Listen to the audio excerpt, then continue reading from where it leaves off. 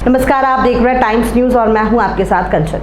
Indore police के द्वारा zone 1 में शुरू किया गया नशे के खिलाफ विशेष अभियान, 3 हिस्सों में इस पूरे अभियान को किया जाएगा क्रियान्वित। एडिशनल सीपी ने शुरू किया अभियान। इंदौर में जहां एक तरफ नशे के खिलाफ पुलिस के द्वारा लगातार कार्रवाई की जा रही है, वहीं नशा बेचने वालों पर भी पुलिस के द्वारा कई सख्त कार्रवाई पिछले दिनों की गई है। वहीं इसी कड़ी में पुलिस ने एक कदम आगे बढ़ाते हुए एक नए अभियान की शुरुआत की है, जिससे पुलिस के द्वारा नया सवेरा एक नई शुरुआत अभियान नाम दिया गया है। इसके तहत 3 हिस्सों में पुलिस इस पूरे अभियान को क्रियान्वित किया जाएगा, जिसमें पहले हिस्से में पुलिस के द्वारा हेल्पलाइन नंबर जारी किया गया है, जिसके माध्यम से पुलिस युवाओं को नशे की लत से बचाने के लिए काम करेगी। वहीं दूसरे हिस्से में पुलिस के द्वारा उन सब स्थान को चिन्हित किया जाएगा जहां पर नशे का सेवन अत्यधिक होता है, वहां पर पुलिस के द्वारा लाइटिंग और बैनर पोस्टर लगाने का काम किया जाएगा ताकि वहां नशाखोरी बंद की जा सके। इसके साथ ही इस अभियान के तीसरे हिस्से में पुलिस के द्वारा एनजीओ और रिहैब सेंटर के साथ मिलकर उन लोगों की मदद की जाएगी जो नशे की लत से खुद को दूर करना चाहते हैं। वहीं आज से शुरू हुए इस अभियान का शुभारंभ एडिशनल सीपी के द्वारा किया गया। यही है, इसके 2 पार्ट रहेंगे। एक तो बेसिक जो थीम है उस पर मैं चर्चा करूंगा और उस थीम को कैसे फील्ड में एग्जीक्यूट किया जाएगा वो हमारे डीसीपी विनोद मीना जी उसको आपको बताएंगे। बेसिक जो अभी तक व्यस्तताओं के कारण चुनाव से पहले त्यौहार, नारकोटिक्स पे हम फोकस नहीं कर पाए जिस तरीके से हमें करना चाहिए। नारकोटिक्स के 3 पार्ट होते हैं। पहला जो सप्लाई चेन डिटेक्शन का है, जिसके लिए पुलिस काम करती है, लॉ एनफोर्समेंट एजेंसी काम करती है, एनसीबी काम करती है, सीबीएन काम करती है, डीआरडीओ काम करती है और डीआरआई काम करती है। दूसरा जो इसका एस्पेक्ट है वो है डिमांड सप्लाई को कट करना। डिमांड सप्लाई के लिए महत्वपूर्ण चीज होती है अवेयरनेस, कि ऐसे लोग जो इसके सॉफ्ट टारगेट हैं उनको कैसे अवेयर किया जाए और ड्रग्स से दूर किया जाए। इसके लिए जागरूकता अभियान चलाने की आवश्यकता होती है।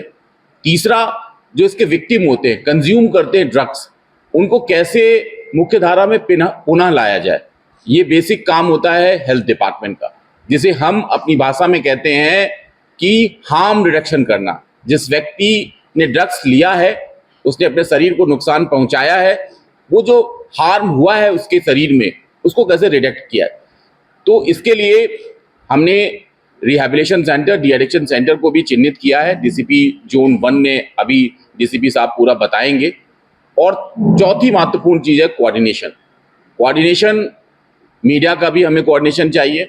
हमें सोशल सेक्टर में काम करने वाले जो एनजीओ हैं, सोशल सर्विस में जुड़ी हुई और जो सोसाइटीज़ हैं, पुलिस के अलावा जो प्रशासन के अन्य अमले हैं, पुलिस के अलावा अन्य जो इन्फोर्समेंट एजेंसीज हैं, उनका संयुक्त समन्वित प्रयास, कोऑर्डिनेशन।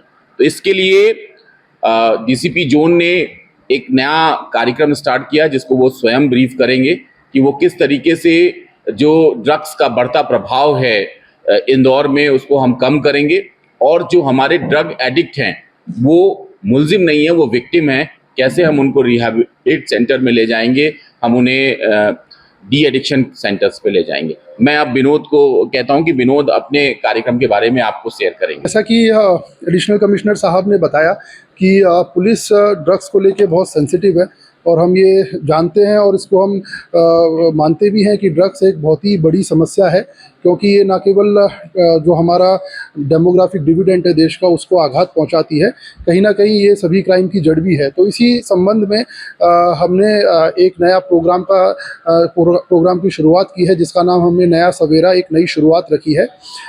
इसके तहत हमने काफ़ी एक हेल्पलाइन नंबर हमने एक जारी किया है। हेल्पलाइन नंबर हमने उन लोगों के लिए जारी किया है कि जो कोई भी व्यक्ति, आमजन सोसाइटी के अंदर या अपनी बिल्डिंग के अंदर ये देखता है और पाता है कि यहाँ पे फला व्यक्ति ड्रग्स सप्लाई कर रहा है या ड्रग्स बेचता है या उसकी ऐसी शोहरत है, तो हमको तत्काल इस नंबर पे सूचित कर सकता है। उसकी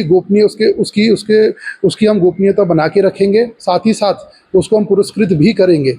तो इस संबंध में जो भी कार्रवाई प्रेषित होगी, वो कार्रवाई जो हमारे यहाँ पे डीसीपी ऑफिस में एक सेंट्रलाइज टीम भी हमारे पास रहती है, तो उन जो शिकायतें आएंगी, जो ये नंबर हमारा 24/7 नंबर रहेगा, इस पे जो भी शिकायत आएगी वो हमारे यहाँ पे जो डीसीपी की टीम है वही इस पे कार्रवाई भी करेगी।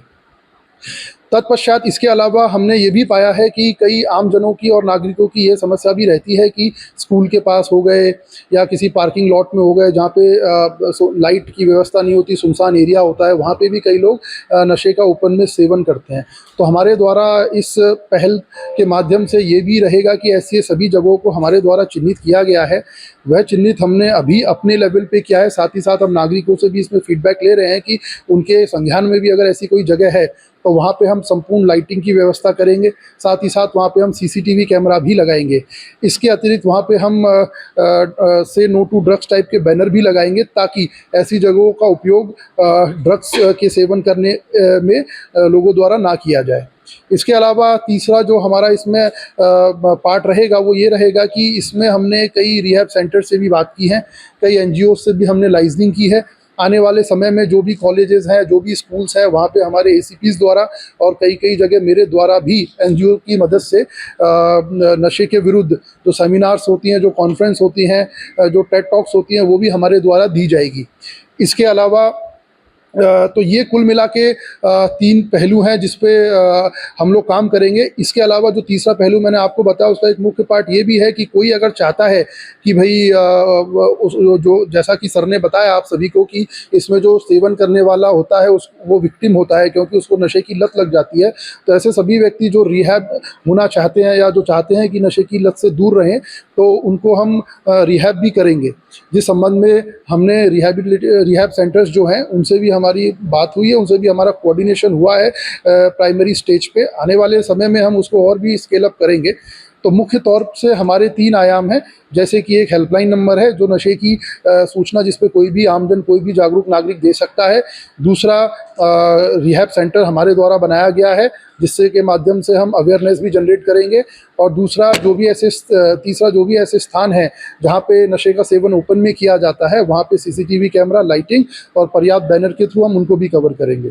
तो आने वाले समय में हम चाहेंगे कि आप सभी मीडिया के माध्यम से मैं ये अनुरोध भी करना चाहूँगा कि इस हेल्पलाइन नंबर को अधिक से अधिक प्रेषित करें, अधिक से अधिक लोगों तक ताकि ये पहुँचे और लोग इसका उपयोग करें ताकि हम आने वाले समय में जो नशे का व्यापार है, जो नशा बढ़ता जा रहा है उसको हम कम कर सकें और एक सुंदर और एक अच्छे भविष्य की तरफ हम सभी अपना योगदान दे सकें। टाइम न्यूज़ देखिए अब आपके मोबाइल और स्मार्ट टीवी पर।